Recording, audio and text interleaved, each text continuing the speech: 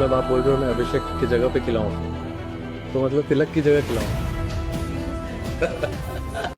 അതിനർത്ഥം നിങ്ങളുടെ ഹീറോ തോറ്റെന്നാണോ? തോറ്റുപോയി. ഇപ്പൊ നിങ്ങളുടെ ഹീറോ എന്ത് ചെയ്യുന്നു? Will he give up? മുറിവേറ്റ സിംഹത്തിന്റെ ശ്വാസം ഗർജനത്തേക്കാൾ ഭയങ്കരമായിരുന്നു. Samson comes in for Rico Singh. Dheera Dheera Dheera Dheera Dheera Dheera Dheera Dheera Dheera Dheera Dheera